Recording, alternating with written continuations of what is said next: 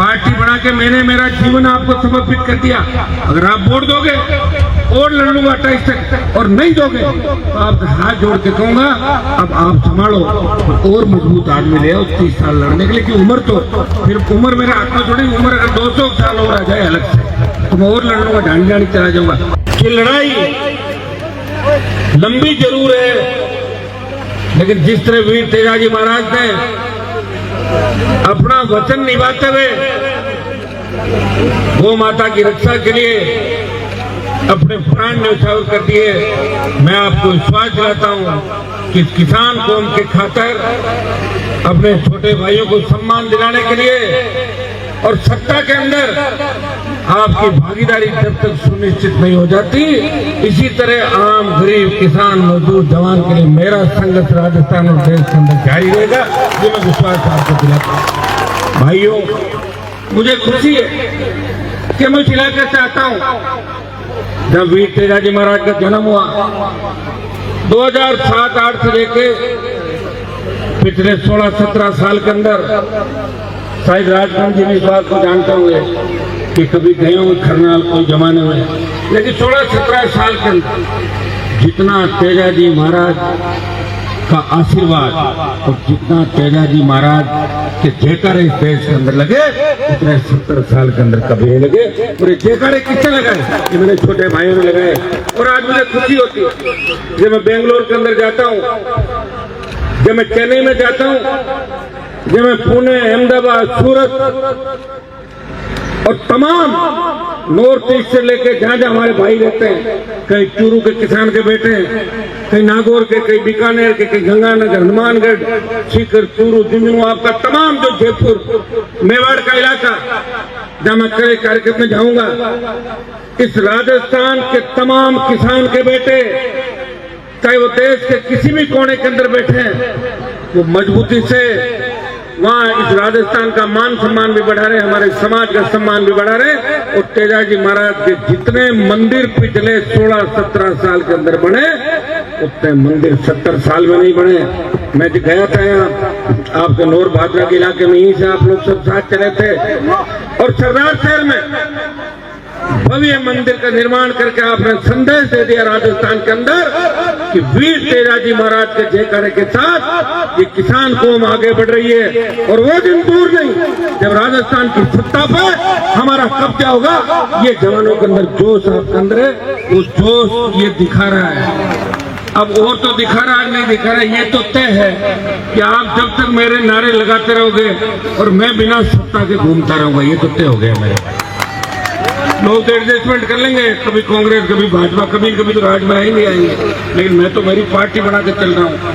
मैं कोशिश कर रहा हूँ कि एक बार आपको उसके अंदर लेके आ जाए, ताकि राजस्थान के अंदर जो कहा कि 70 साल में ये नहीं कर पाए, वो राजस्थान में हो जाए। लेकिन हम अकेले से नहीं होगा राजस्थान, हमें शेड्यूल कास्ट के भाइयों को साथ रखना होगा, हमें ओबीसी उन तमाम भाइयों को जो आजादी के आंदोलन के अंदर चाहे सामंतवाद के खिलाफ जो कंधे से कंधा मिला के हमारे साथ लड़ाई लड़ रहे थे, हो सकता है कि आज राजनीतिक महत्वाकांक्षा की वजह से कई लोग हमारे खिलाफ हो गए, लेकिन उस आजादी के आंदोलन में सामंती ताकतों के खिलाफ लड़ने में वो जातियां उस समय भी हमारे साथ खड़ी थी, जो आज हमारे साथ आने को तैयार है। बस आप दोनों हाथ फैला के उन्हें गले लगाए, उस अंतिम छोर पे बैठे पीड़ित शोषित तबके को आप गले लगा के चलेंगे तो निश्चित रूप से राजस्थान के अंदर सत्ता आपकी आ जाएगी। भाइयों, मुझे वो सौभाग्य प्राप्त हुआ राजस्थान के अंदर, जब मैं दिल्ली के अंदर बात करता हूँ, एक बात चलती है कि राजस्थान में तो कभी तीसरी पार्टी बनी नहीं, थर्ड फ्रंट था ही नहीं। तब एक बात चलती है, लोग कहते हैं कि राष्ट्रीय लोकतांत्रिक पार्टी किसान के बेटे ने बनाई राजस्थान के अंदर, और उस राष्ट्रीय लोकतांत्रिक पार्टी के बाद दूसरी जो पार्टी बनी वो भारतीय आदिवासी पार्टी बीएपी बनी है। और दो एक आरएलपी का और एक बीएपी का इस देश के किसान और जवान के लिए लड़ रहा है, वो देश के दलित के लिए लड़ रहा है, देश की महिलाओं के लिए लड़ रहा है, देश के मध्यम वर्ग के लिए लड़ रहा है। जब अग्निवीर लाया जाता है तब देश में कोई आवाज नहीं उठाता। उन फौजी भाइयों के लिए और मेरे छोटे भाइयों के जज्बे के लिए अगर कोई लड़ाई लड़ता है तो नागौर का शासक इस अग्निवीर भर्ती को समाप्त करके आपकी तकलीफ को समझता है। जब देश का किसान तकलीफ के अंदर होता है, पंजाब से आंदोलन उठता है, राजस्थान में आंदोलन नहीं था। जब तीनों कृषि बिल आए थे तो भारतीय जनता पार्टी के कई सांसदों ने अपने फेसबुक अकाउंट में डाला था कि मोदी जी कितने अच्छे कानून लाए। डाला कि नहीं डाला, भूल गए क्या था आप लोगों को? याद है तो सुन लो, पीछे भी चले जाओ थोड़ा सा। भाइयों, पंजाब से आंदोलन हरियाणा से उत्तर प्रदेश और दिल्ली तक आया। तब देश के किसान नेता जो आंदोलन कर रहे थे, उन्होंने मुझे कहा कि हनुमान जी, आप मोदी की सत्ता को ठोकर मार के अगर हमारा साथ दे दो और राजस्थान में अगर ये आंदोलन की चिंगारी लग जाए तो निश्चित रूप से मोदी पे दबाव बढ़ेगा।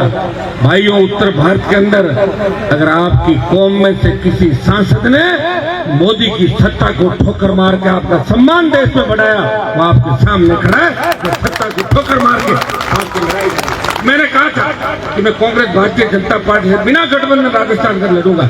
लड़ा, और लड़ने वाला शहीद भी हो जाता है और जीत भी जाता है। हो सकता है मेरी सीट एक कम हो गई होगी, लेकिन दोबारा जब मैं कांग्रेस अलायंस के साथ आया तो जिस कांग्रेस का खाता नहीं खुल रहा था, 11 सीट गठबंधन में लेके हम वापिस पहुंचे, 11 सीटों के साथ पहुंचे।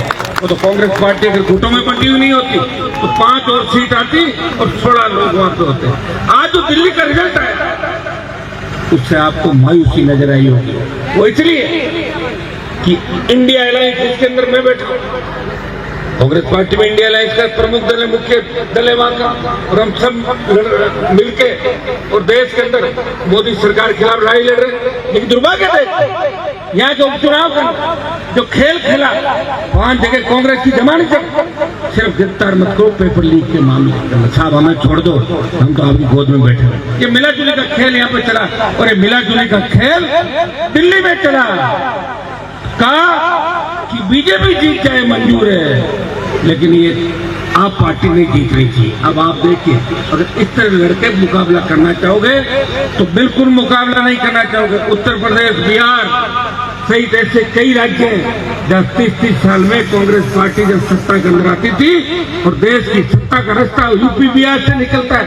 एक जगह 50 से ज्यादा सीट, दूसरी जगह 80 सीट, और वहां जब 2, 3, 1 सीट आए तो अंदाज लगा सकते हो कि इस पार्टी का बड़ा फ्यूचर देश के अंदर मुझे नजर नहीं आ रहा है। अब आप ये सोचोगे शर्मा जी भी इसके खिलाफ भी बोल रहे, उसके खिलाफ क्या करना चाहते हैं? पार्टी बना दी ना, पार्टी बना के मैंने मेरा जीवन आपको समर्पित कर दिया। अगर आप वोट दोगे और लड़ लूंगा 28 तक, और नहीं दोगे तो आपसे हाथ जोड़ के कहूंगा अब आप संभालो और मजबूत आदमी ले आओ 30 साल लड़ने के लिए। कि उम्र तो फिर उम्र मेरे हाथ में थोड़ी, उम्र अगर 200 साल और आ जाए अलग से तो मैं और लड़ लूंगा, ढांडी चला जाऊंगा।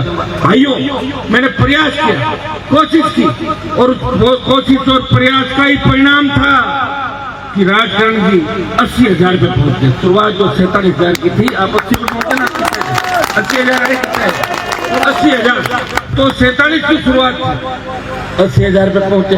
थोड़ी हिम्मत रखो, हिम्मत नहीं रखोगे बीच में गाड़ी इधर उधर हो जाती, फिर वो 80 के 1 लाख भी हो सकते। मैं हूं ना 3 के अंदर 37, तो धर्मेंद्र हेमा मालिनी मेरे खिलाफ आए थे। उस समय धर्मेंद्र हेमा मालिनी का कितना बड़ा नाम था 20 साल पहले, बताओ। लोग तो धर्मेंद्र को देखने के लिए कूद जाते थे।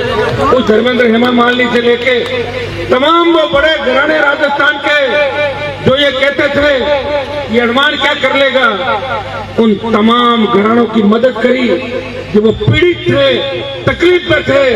कोई राजस्थान में ऐसा नेता नहीं है जिसने मेरे से मदद नहीं ली। हाँ, ये सही है, किसी ने 18 में बंद कमरे में आके प्रणाम किया और किसी ने 23 के अंदर किया, लेकिन एक नेता ने मेरे से मदद नहीं की। और जब मुझे आवश्यकता पड़ी तो मेरी मदद करने के लिए कोई नहीं आया। मेरी मदद सिर्फ इन जवान और किसान के बेटों ने की।